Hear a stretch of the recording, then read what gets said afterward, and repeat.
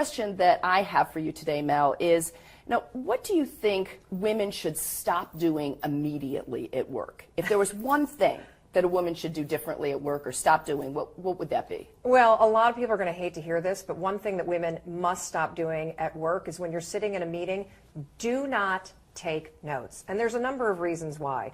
First of all, when you're in meetings with your colleagues and with your bosses, that's a very visual place to be. And if you're the one person sitting there scribing down everything and transcribing the meeting, visually you look like you're the secretary. Right. And so I know that's not what you're doing. I know most women are taking notes because they're very conscientious and they want to go back and look at their notes again when they get back to their desk and make sure that they've got everything from the meeting and they know what to do in terms of follow-up and what they've actually promised that they're going to do. But in a visual setting like that, if you're the one taking notes, that is not a powerful visual example to give. Secondly, if you're busy taking notes, you're not paying attention to the meeting. You're paying attention to getting every single word. And you know what that means? If you're busy taking notes, you're actually not listening, and you're not listening for a chance to contribute. One of the reasons why women don't speak up in meetings, one of the many, is because they're busy focused on taking down what's being said instead of sitting in the meeting and listening and being ready to contribute. So if there's one thing that you could do today immediately is stop taking notes in meetings. What do you think that the impression would be of women in the workforce, women in a meeting, if they did that one single thing? Well, it's all the small stuff that adds up over time. And what you want to ask yourself is, are you somebody at work that's a contender? Are you there to compete? Are you somebody that has a reputation, that is an expert in your subject matter, that's known for getting things done, that when you walk into the room, they're like, oh, here comes Jamie. She's going to have something to say. Or are you a helper? Are you somebody that's there at the office to help out? Now, helping's not bad, but the problem for a lot of we women is that we tend to do a lot of work that's invisible behind the scenes, whether it's taking the notes or whether it's organizing various functions at work, working on projects that have to do with culture, and mentoring people behind the scenes. Those are all very important. However, they don't impact the bottom line. And they're also not things that you're being visually recognized for. Nobody's seeing you staying late mentoring somebody, so you're not getting credit for it. So what you need to start thinking about is, what is the work that you're focused on? And is the work that you're focused on work that a helper does or work that a contender would do? That's incredibly helpful. What else do you think that women should be doing to further enhance their visibility in the workplace? Well, one of the things that's very important, there's actually two. The first thing that you can do is you can be asking for assignments that are above your level. So there's work that you do at your level, and then there's work that you do above your level. And the only way that you're going to be promoted to do work above your level is A, if you can demonstrate that you're capable of doing the work at your level, and B, if you are proactive in seeking out opportunities that expand your capability and give you a chance to work above the level that you're at. The second thing that you need to do, and this may sound a little weird, is you need a male sponsor. And one of the reasons why this is so important is because the fact is that the majority of senior level meetings are dominated by the male leadership. Right. That's not necessarily a bad thing, it just is what it is. Right. And so what you need to do is forge relationships with just one. All you need is one. Right. You don't need 10 people to be your advocate. You just need one person that knows you, that knows your goals. They're not mentoring you. That's different. They're not giving you advice. This is somebody that knows you and is advocating for you and thinking about you and sponsoring you for opportunities in those meetings. And the way that you get somebody to do that is you constantly deliver, you're a subject matter expert, and you seek out assignments that are above your level. So when you're seeking assignments that are above your level, you're actually being a risk taker. Yes. Right. Yeah. There's an interesting set of research. Sheryl Sandberg, of Facebook, and actually Adam Grant, who is one of the most renowned professors at Wharton, really young guy, highest rated. They've been writing this big series in the New York Times about women in work. And some of the studies that they've been citing are fascinating. And one of them that I found particularly interesting is the fact that Men will apply for a job when they feel that they are 60% qualified. Now, that's a risk. Right. Because there's a gap there, and anytime you want to get a new assignment or you want to kind of expand what you're doing, there will be a gap. Women consistently wait to either volunteer for assignments or apply for more senior jobs until they personally feel that they are 100% ready. And so it's really important, even though you're not going to feel comfortable, pushing yourself to take a risk. Because if you apply and you don't get it, guess what? You can go to the sponsoring partner that was hiring for that and say, what's the gap? Right. And then you're going to be told exactly what are those things that you need to be doing between now and the next time that you apply that fills that gap that was there to begin with. But without taking those risks, you have no idea what the gaps are, and you have no idea what you need to go to work on. There has been some studies about what it takes to get ahead. And some say it's resilience, some say it's grit, some say it's confidence. It may be all three. If you think about resilience, grit, or confidence, what one of those three really stands out to you in terms of what a woman needs to get ahead? It's a great question.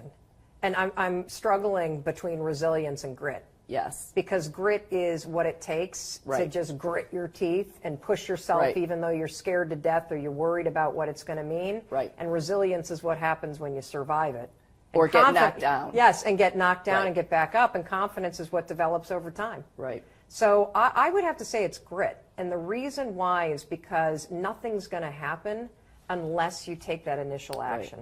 Nothing's going to happen, nothing's going to change unless you put down that pen in the meeting and you sit up and you pay attention and you listen for your opportunity to speak.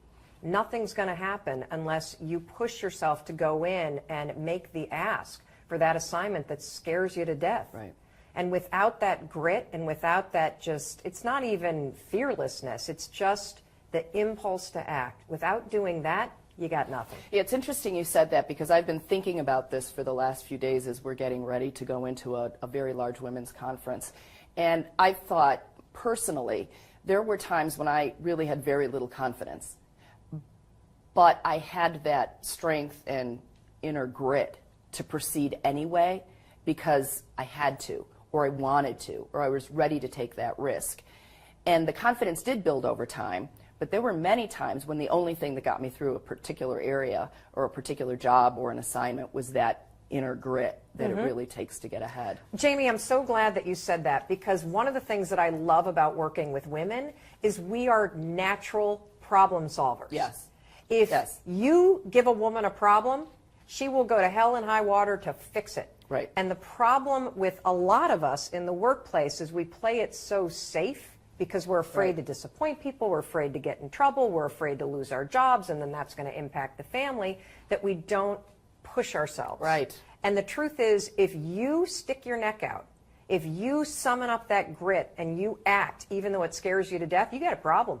Right. And now you're going to fix it. That's right. And I've always liked, give me a barrier. Yeah. You know, put up a barrier. I am going to climb over it, I'm going to figure out how to get around it, or I'm going to charge right through it. And I think that that's one of the qualities that women bring to the workforce that is a little bit different than their counterparts. For sure. You know, one other thing that I think is really important, this is something that I've personally taken on in my work life, because I do two things. I work in a corporate setting, which is CNN, as an on-air commentator, and then I travel the world and do motivational and leadership speaking. And what I've taken on at CNN is this philosophy that there's room for everybody to succeed. And one of the things that I do believe is very important for women to just internalize is that there's no need to feel like you are in competition with other people.